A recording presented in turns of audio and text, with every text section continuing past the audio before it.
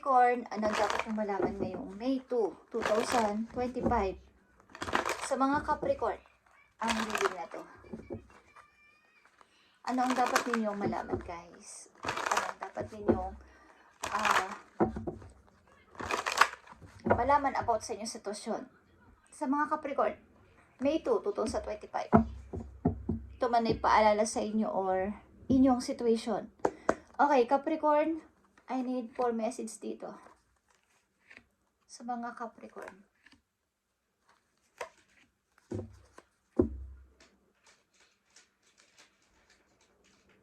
Dapat nyong malaman, guys, na kaya nyo naman mag-start. Bagamat ito ay mayroong pag-alinlangan is kaya nyo namang magsimula. Okay? Capricorn, tingnan pa natin. May 2, 2025. Sa mga Capricorn na bibigyan ng message today, ito ang inyong message. Capricorn,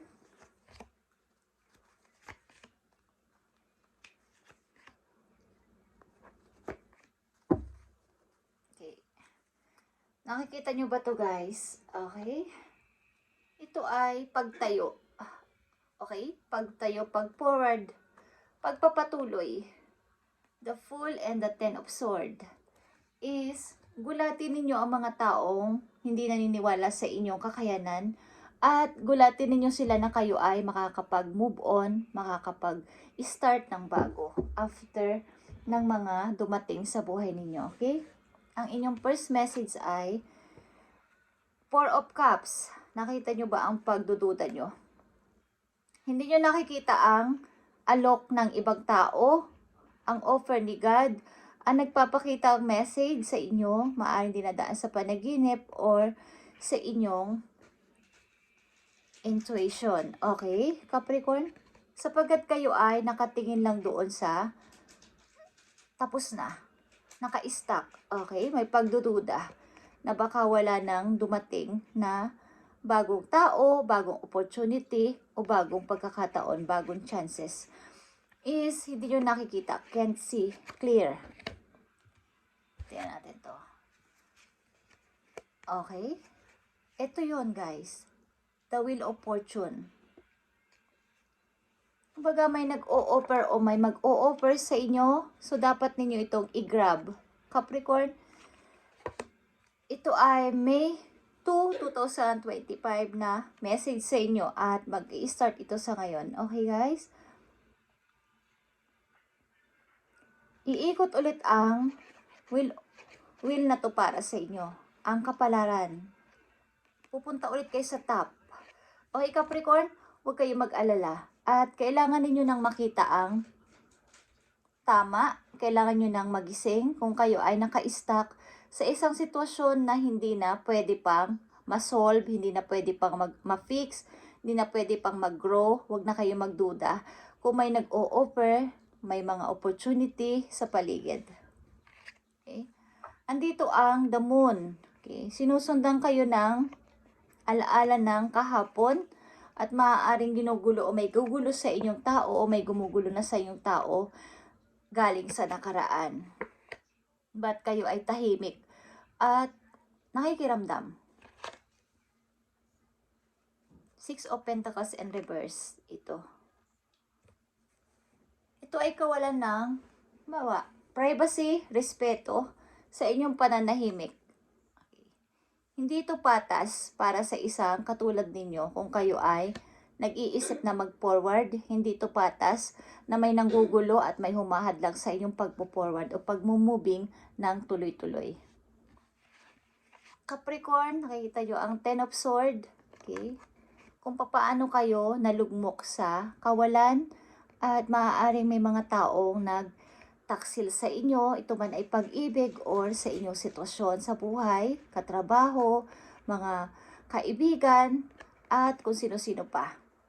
Kayo ay inilagay dyan para hindi kayo makamove on, hindi kayo makapag-start, hindi kayo makapagbagong buhay, hindi kayo maging maunlad sa buhay. Yan, nakikita nyo to. andyan kayo sa sa loob ng isang bahay, sa apat na sulok ng inyong bahay or sa isang place, sa isang, kumbaga doon kayo nilagay, doon na lang ba kayo? Okay, Capricorn? Hindi na ba kayo mag-iisip na aangat ako, babangon ako uli, mag-i-start ako ulit, katulad ng nanditong paparating na message. Yeah.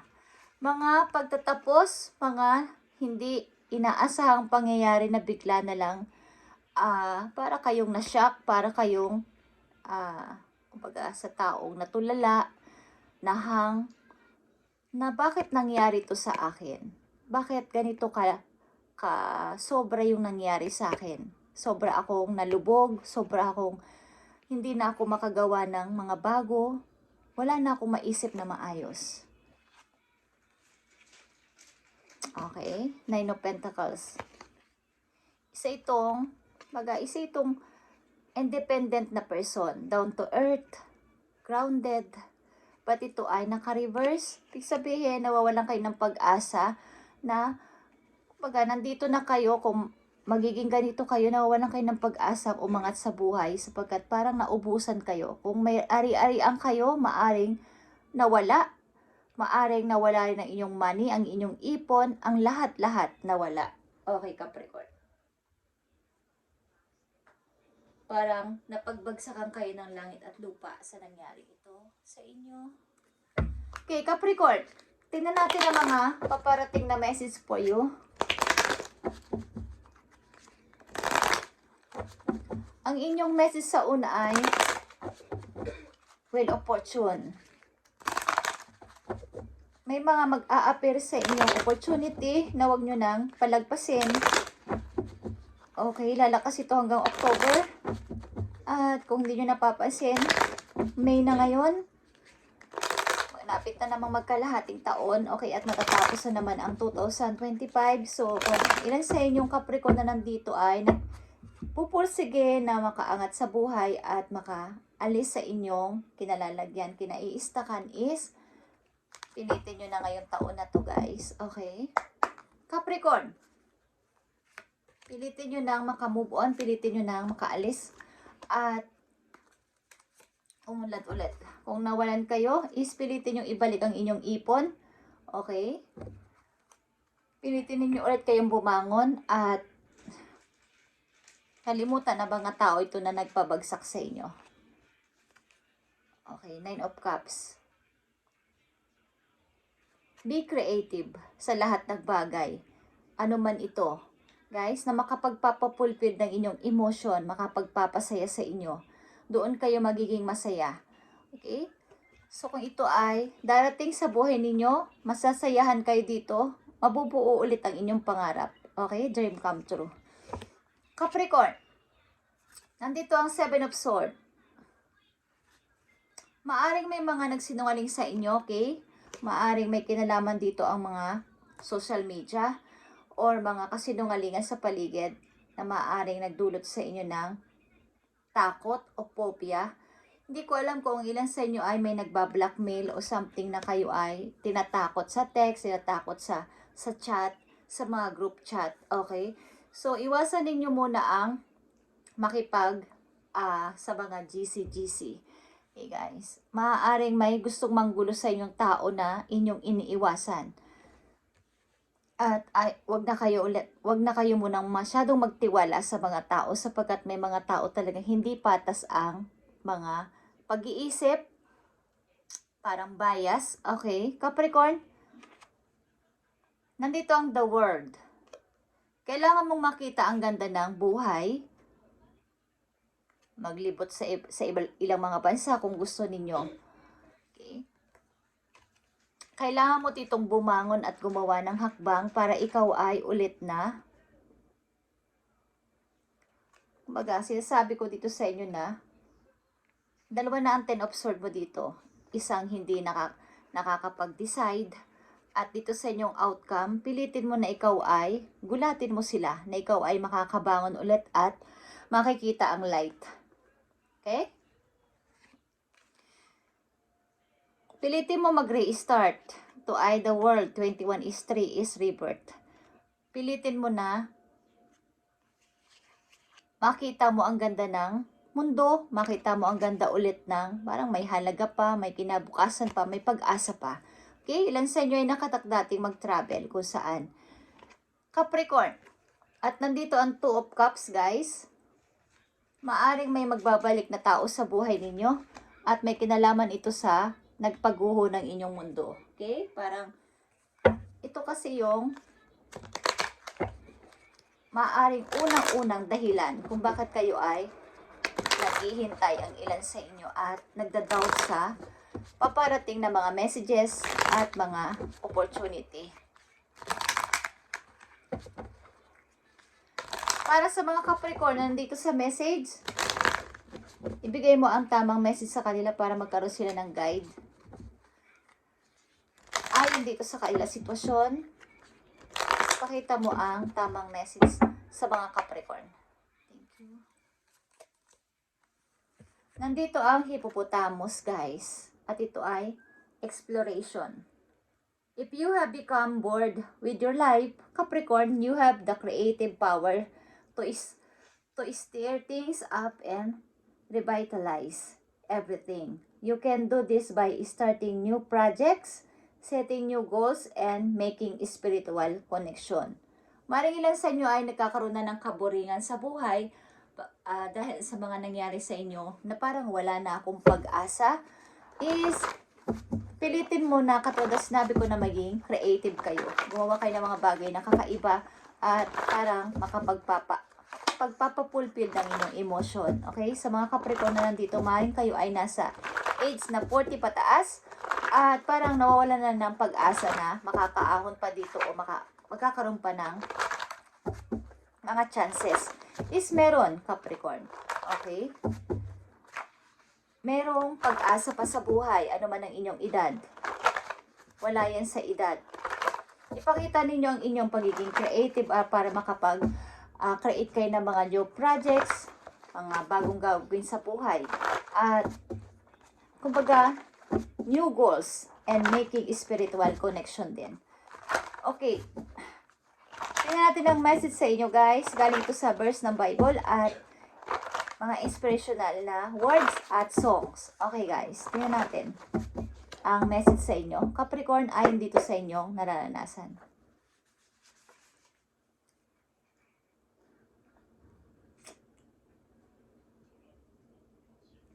You ate my person. Okay.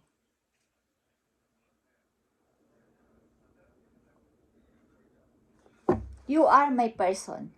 Ibig sabihin yan ay, sorry guys, malabo. Okay, you are my person. Ang ibig sabihin nito ay, ikaw ay, kumbaga, pinili ka ni God. Ikaw ay aking person. Okay? So, may karapatan ka sa kanya tumawag, may karapatan ka magsabi na mga lahat ng inyong problema. Kinikilala ka niya bilang isa niyang alagad, okay? Tagasunod. So, kayong karapatan na humingi ng tulong kahit hindi naman yan tulong, mga mag-ask kayo ng inyong mga problema at humingi kayo ng advice at dadaanin yan sa inyong panaginip, sa mga messages at sa mga signs, maaaring gagamitin ng ibang tao para kayo ay matulungan. Okay, Capricorn. At isa pang message for you. Nandito ang humble. Humble yourself before the Lord. He will lift you up. Okay? Kumbaga, the more na kayo ay aangat o umaangat na sa buhay kung kayo ay magiging humble, is lalo kayong itataas ni Lord. Okay? Capricorn, siya ang magtataas sa inyo. Pagamat kayo ay ibinababa nyo ang sarili nyo sa iba at hindi kayo lumalaban sa kanila, hindi kayo nagsasalita ng masasakit sa kanila, is itataas kayo ni God dahil sa inyong ginagawa na to o sa inyong character na to. Okay. Ilan sa inyo dito ay nabuboring sa buhay? Maaring hinihintay nyo rin ang tao na nagkasala sa inyo at kung magbibigay pa ng effort bago ako mag-forward, is hinihintay ko ang kanyang message. Okay guys, Capricorn, tingnan natin ang message para sa'yo ng inyong mga spirit guides from heaven. Message mo sa mga Capricorn, ibigay mo ang tamang message, please. Thank you. Nandito ang channel the energy of the full moon. So, malapit na rin ang full moon, guys, sa May 12. Full moon in Scorpio is, kumbaga mag-charge kayo. Humingi kayo ng guide sa moon. Okay, kung naniniwala kayo doon. Napakalakas ng energy na galing sa moon, sa sun. Okay? Nire-respeto ko yan. At pag nagme-meditate ako, lahat yan isinasama ko, guys. Lahat yan ay part ng ating buhay dito sa mundo. Lahat sila ay kasama natin. Okay, humingi kayo ng energy galing sa full moon, guys. Kung kayo ay malapit na ang full moon, guys, sa May 12. Okay? At maaari rin mayroon kayong connection sa Scorpio, ang mga Capricorn na nandito. At isa pang message sa inyo, guys, galing sa inyo spirit guides from heaven. Don't shy away from your desires. Kumbaga, yung inyong mga dinidesire ng puso, ang inyong mga talent, skills, ay huwag niyong ikahiya. Kumbaga, i-explore niyo pa. Ipakita niyo sa kanila na kayo ay merong kakayanan na ganito. Bawa kakayanan magluto, kakayanan kung saan-saan, na kayo ay malakas doon. Okay? Isipakita ninyo. At do not give up. Okay? Do not give up sa lahat ng mga nangyayari sa buhay ninyo. At tingnan natin ang inyong pag-ibig. Silipin natin ang inyong pag-ibig, guys. Sa mga Capricorn na nandito is, mari may nanggugulo sa inyo sa social media o may sumusubaybay sa inyo, ba't kayo ay tahimik lang at ayaw nyo silang papasukin o siyang papasukin sa buhay nyo again. Maring day and night, nagbe-message ang tao na to o tinitingnan kung saan kayo nakatira, kung saan kayo tinitingnan ng inyong social media. Tingnan natin. Naghihintay ang mundo sa'yo, Capricorn, huwag kang matakot na gumawa pa ulit ng bagong mga project, bagong mga pagkakalibangan. Silipin natin ang inyong pag-ibig, Capricorn. Nandito ang letting go. If someone leave you confused more than comforted, you need to resist their access to you. Okay. Maaring kung talagang may umalis na tao sa buhay ninyo is, i-release nyo na ng tuloy-tuloy, guys, at wag na kayo magduda kung kayo ay binubulong ng inyong puso na kayo ay mag-forward na. Wag na kayong maghintay pa sa effort ng tao na to dahil nasasayang ang panahon para sa inyo, okay? Okay, Capricorn, at isang message na lang dahil ako ay nag-aalala sa ilan sa inyo, okay? Healing energy to. Message kayo. Maaring kinuha ng tao na to ang inyong energy. Something na, hindi ko alam kung may kinalaman din sa pera. Nawalan din kayo ng mga ipon at dati, kung ilan sa inyo ay may kaya dito. Okay. Para sa mga Capricorn, ibigay mo ang tamang message dito para sa kanila. Capricorn. Thank you. Nandito ang action, guys. My divine action insights, love and harmony. I am aware of my thoughts and driven by positive forces. I listen to my heart, my dream, my desire to manifest light, transform test into growth, challenge into opportunity, and fear into love. Okay. So, huwag kayong matakot talaga na sundin ang dinidesire ng inyong heart. Makinig kayo sa inyong puso simula sa araw na to. At kung ano man yan is, sundin ninyo. Kung doon kayo masaya, doon kayo naliligayahan, is walang masama dahil kayo yon. Okay? Hindi nyo kailangan ang approval ng ibang tao dito. At huwag kayong matakot. Sa halip is palitan ninyo ang takot ninyo ng love para sa lahat. At yung mga test na nangyari sa buhay ninyo, experience is gawin ninyo para mag-grow pa kayo, mag-grow pa na mag-grow sa buhay. Okay? Kayo ay may pagka-humble na person. So, kayo ay itataas pa ni God sa ginagawa ninyo. Thank you, Capricorn, and God bless sa inyo lahat.